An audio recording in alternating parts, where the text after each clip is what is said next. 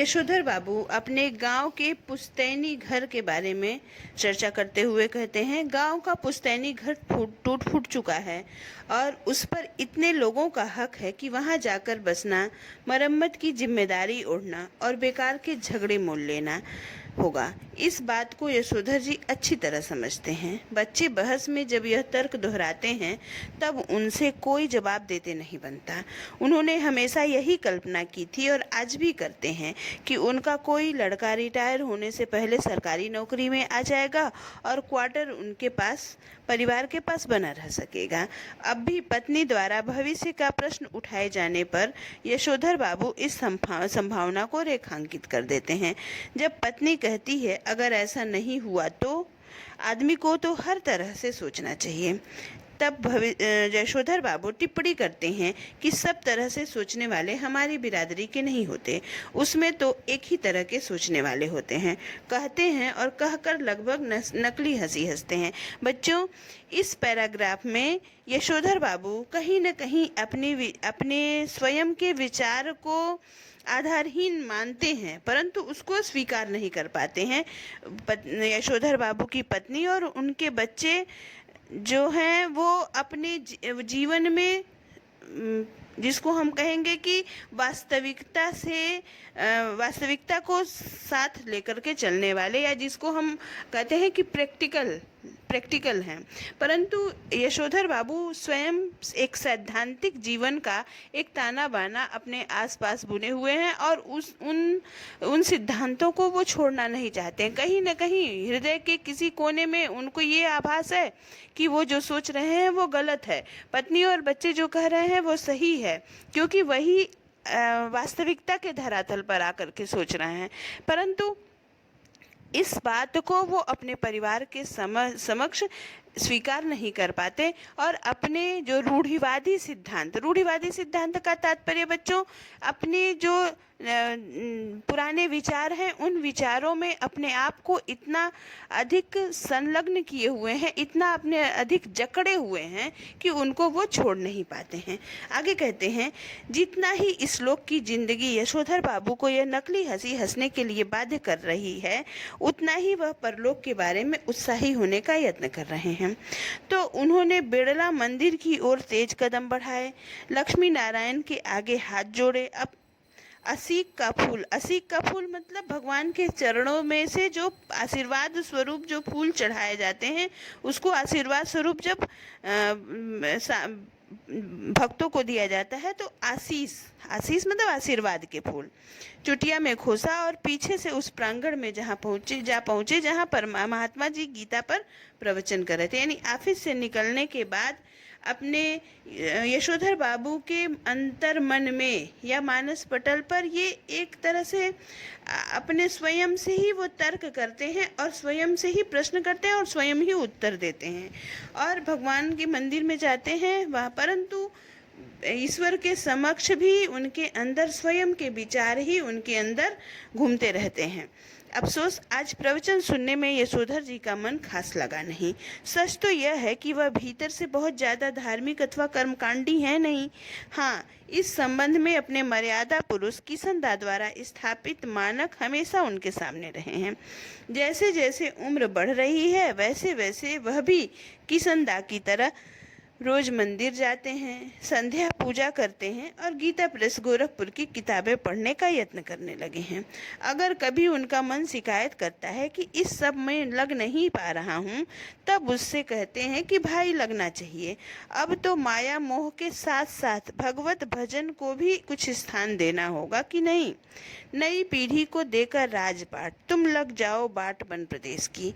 जो करते हैं जैसा करते हैं करें, हमें तो अब इस वर्ल्ड की नहीं उस लाइफ की चिंता है, इसकी चिंता करनी है। वैसे बच्चे अगर सलाह मांगे, अनुभव का आदर करें तो अच्छा है, अब नहीं मांगते हैं तो न मांगें।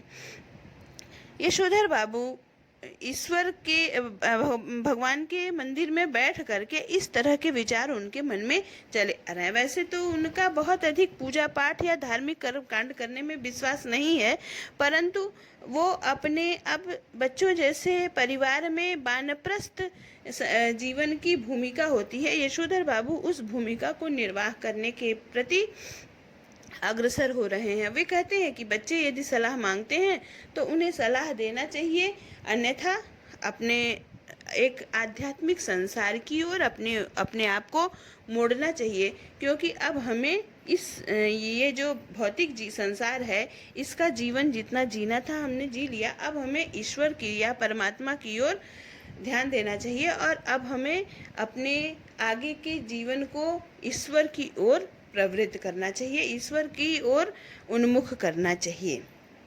फिर ये सब ईश्वर के समक्ष बैठ करके, भगवान के मंदिर के समक्ष बैठ करके इस तरह के तर्क वितर्क यशोधर बाबू के मन में चलते हैं कि स्वयं उनका ही मन उन्हें इस बात का झिड़की देता है कि तुम ईश्वर के समक्ष बैठ करके भगवान की पूजा में नहीं लग रहे हो और ये फालतू के आत्मचिंतन में लगे हुए हो। यह बात ये सिद्ध करती है कि कहीं न कहीं यशोधर बाबू को अपने क्रियाकलापों पर खुद ही संदेह होता है, परंतु अपने अड़ियल रुख के कारण वह नई बातों को, नए विचारों को अपने जीवन में स्वीकार नहीं कर पाते हैं।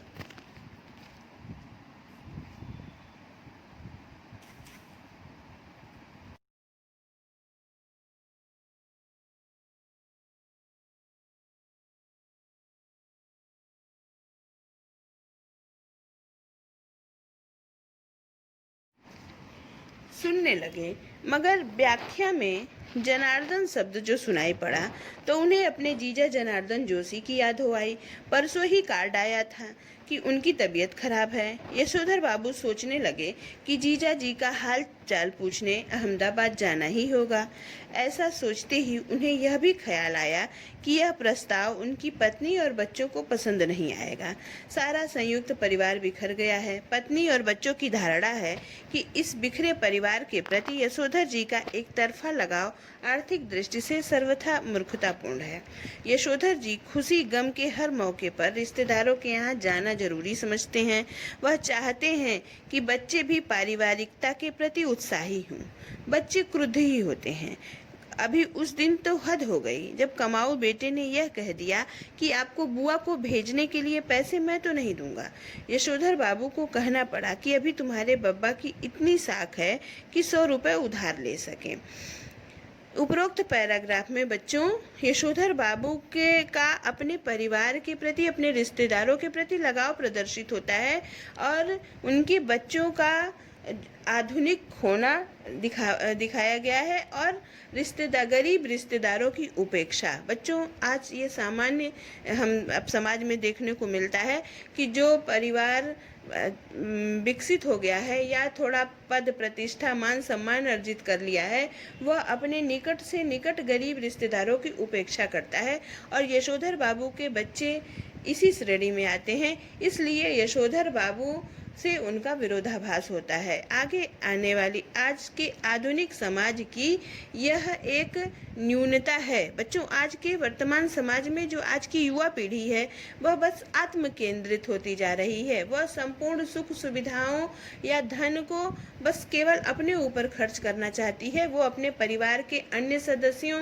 या अपने किसी गरीब रिश्तेदारों की मदद आदि करने में विश्वास नहीं रखती है। तो कहीं न कहीं यशोधर बाबू की अपने पुराने रिश्तेदारों के प्रति जो भावनात्मक संबंध है वह उन्हें ऐसा न करने के लिए प्रेरित करता है और वह अपने व्यक्तिगत संबंधों को अपने स्तर से आर्थिक सहायता देकर के पूरा करते हैं। यशोधर जी का नारा हमारा तो सैफ ही ऐसा ठहरा, हमें तो यही परंपरा, यानी हमारा तो स्वभाव ही ऐसा है और हमें यह परंपरा में विरासत में मिली है। इस नारे से उनकी पत्नी बहुत चिढ़ती है। पत्नी का कहना है और सही कहना है कि यशोधर जी का स्वयं का देखा हुआ कुछ नहीं है। माँ के मर जाने के बाद छोटी सी उम्र में वह गाँव छोड़कर अपनी विधवा बुआ के पास अल्मोड़ा आ गए। बुआ का कोई लंबा चौड़ा परिवार तो था नहीं जहाँ की यशोधर जी कुछ देखते रचते और परंपरा के रंग में रंगते। मैट्रिक पास करते ही वह दिल्ली आ गए और यहाँ रहे कुंवारे कृष्णानंद जी के साथ।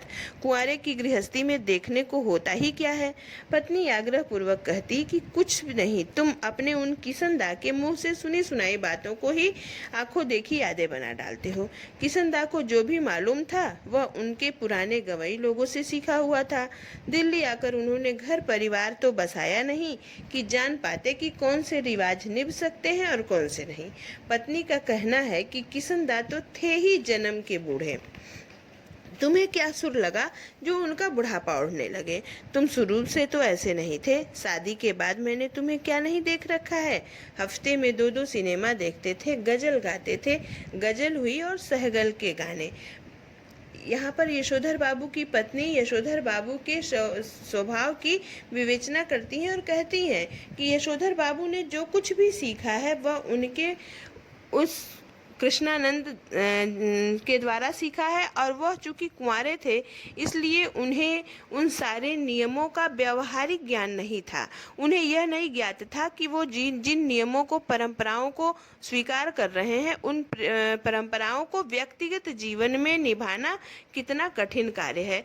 तो कहीं न कहीं पत्नी यशोधर जी को समझाते हुए कहती हैं कि तुम क्यों ऐसी मान्यताओं, परंपराओं का जामा जो है ओढ़ करके अपने आप को अनावश्यक वृद्ध बने हो।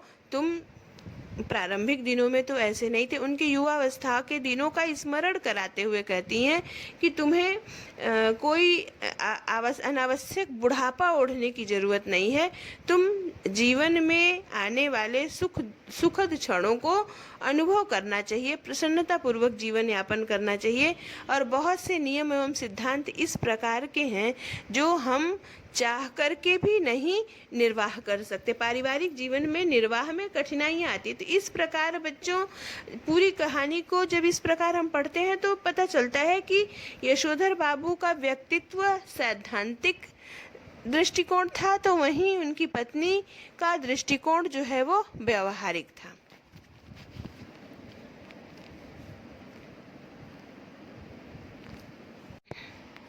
यशोधर बाबू स्वीकार करते हैं कि उनमें कुछ परिवर्तन हुआ है, लेकिन वह समझते हैं कि उम्र के साथ बुजुर्गियत मतलब सीरियसनेस, जो कि हम अपने परिपक्वता, हिंदी में उसको बच्चों कह सकते हैं परिपक्वता। पत्नी से वे यह भी कहते हैं कि जिस तरह तुमने बुढ़िया काल में यह बगैर बाह का ब्लाउज पहनना, यह रसोई के भीतर बाहर दाल भात खा लेना, यह ऊंची हील वाली सैंडल पहनना और ऐसे 50 काम अपनी बेटी की सलाह पर शुरू कर दिए हैं, मुझे तो वे समहाउ इम्प्रॉपर ही मालूम होते हैं। वो मुझे उपयुक्त नहीं लगते हैं। एनीवे, मैं तुम्हें ऐसा करने से रोक नहीं रहा। देयरफॉर तुम लोगों को भी मेरे जीवन जीने के ढंग पर कोई ऐतराज नहीं। यहाँ पर वो कहते हैं कि चूंकि तुमने अपनी पत्नी से उनका विरोधाभास प्रदर्शित होता है, और वह कहते हैं बच्चों की बहुत सारे आचरण ऐसे हैं जो तुमने बच्चों की सलाह पर करना प्रारंभ कर दिया है, और चूंकि मैं तुम्हारे उस क्रियाकलाप में कोई हस्तक्षेप नहीं कर रहा हूँ, इसलिए तुम्हें भी मेरे जो मैं पुरातन विचारधारा के अनुरूप या अपने सैद्धांतिक दृष्टिकोण के अनुरूप मैं अपना जीवन यापन करना चाहता हूं, तो तुम्हें भी मेरे जीवन यापन करने के तरीके में हस्तक्षेप नहीं करना चाहिए।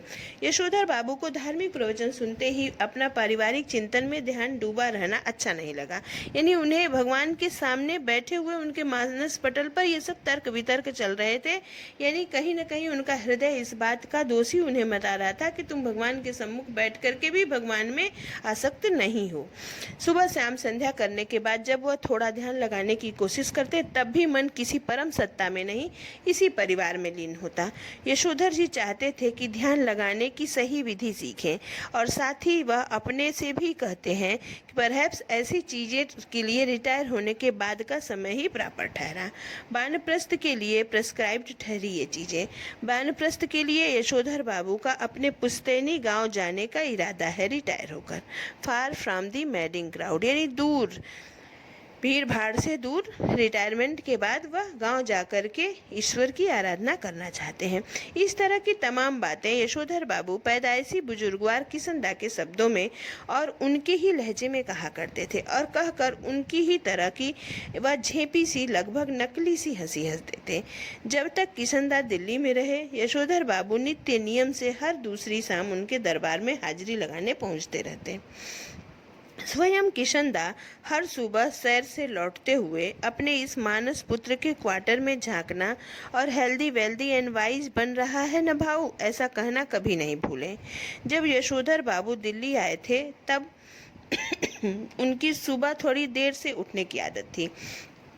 किशनदा ने उन्हें रोज सुबह झकझोर कर उठाना और साथ में सैर पर ले जाना शुरू किया और यह मंत्र दिया कि early to bed and early to rise makes a man healthy wealthy and wise. जब यशोधर बाबू अलग क्वार्टर में रहने लगे और अपनी गृहस्थी में डूब गए तब भी किशनदा यह देखते रहना जरूरी समझे कि भाऊ यानी बच्चा सवेरे जल्दी उठता है या नहीं। यशोधर बाबू को यह अच्छा लगता कि कोई उन्हें भाऊ कहता है। हर सवेरे वह किशनदा से अनुरोध करते कि चाय पीकर जाएं। किशनदा कभी कभी इस अनुरोध की रक्षा कर देते और यशोधर बाबू ने किशनदा को घर और दफ्तर के विभिन्न रूपों में देखा है। बच्चों, इस पैराग्राफ को पढ़ने के बाद आपको आभास हुआ होगा कि यशोधर पंत किशनदा के व्यक्तित्व से कितना अधिक प्रभावित थे और उन्होंने अपने जीवन के प्रारंभिक दिनों में जो आत्मीयता, जो लगाव किशनदा से प्राप्त किया था उसे